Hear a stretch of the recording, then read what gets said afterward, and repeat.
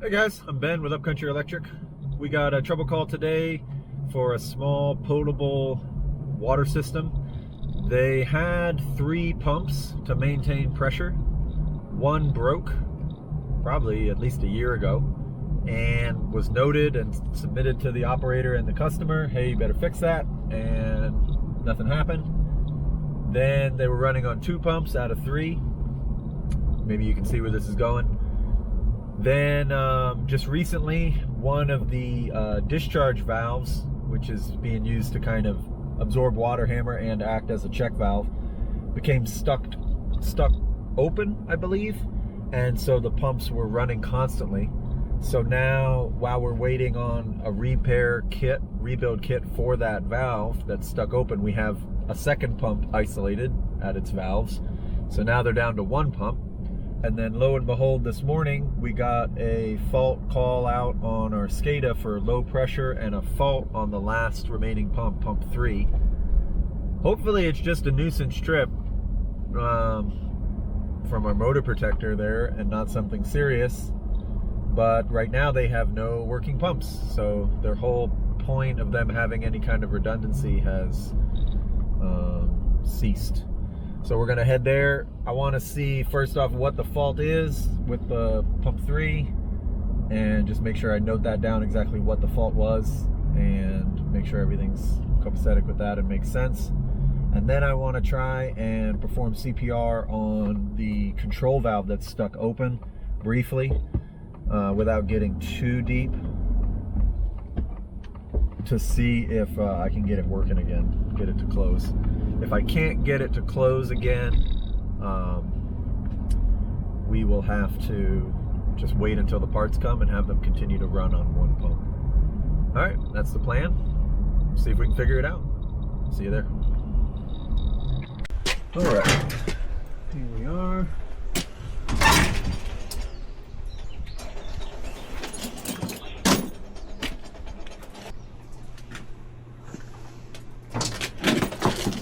Okay, so yeah, we got OLA. Let's reset it. They're definitely high amps. Yep, that's gonna trip again. 7.8 amps are higher than they should be. That is not good. I think our nameplate is right around 5.6, and we have an issue with these motor protectors where the peak of their settings is, our nameplate amps is right at, just at the peak, and then the next size up, our nameplate amps are just below the bottom end there. So yeah, it's gonna trip again right here in front of me. You could just watch that happen.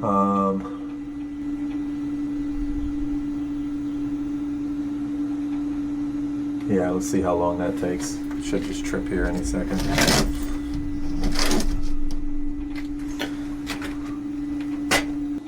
Well, we might be lucky here.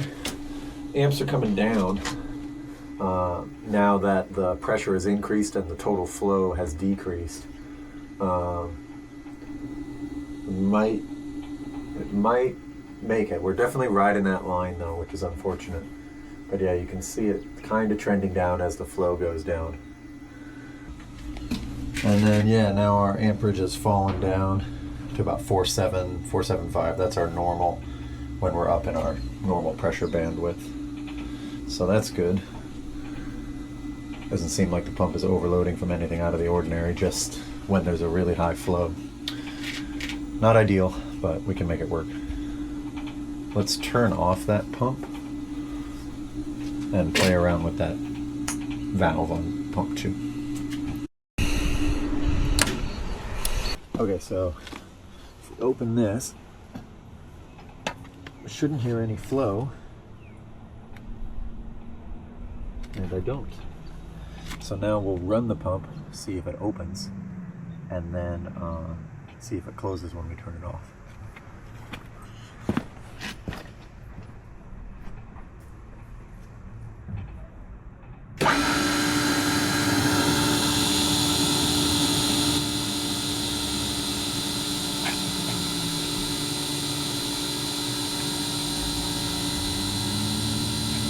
Looks like it opened.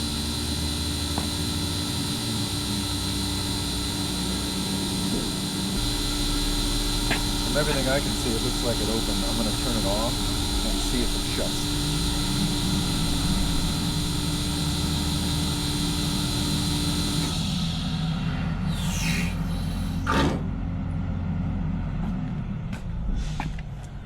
Sounds good, and you can see this little stem here rising and falling as it happens. Let's do that one more time.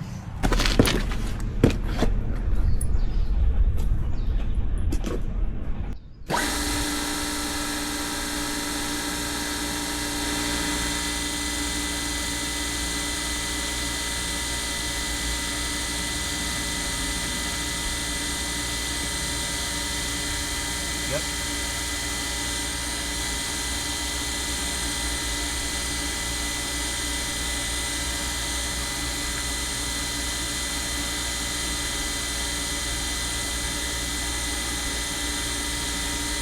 Yeah, it'll be good when we get the rebuild kit for it. We can fix that leak. For now, I think we're good. I'm just working. Try to shut it off one more time.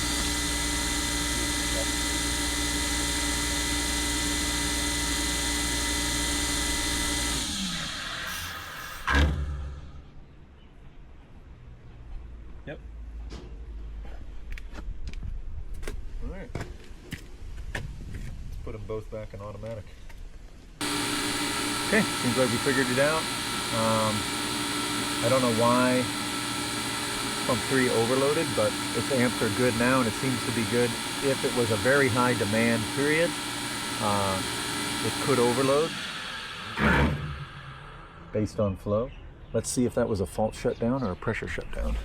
Perfect, shut off on pressure.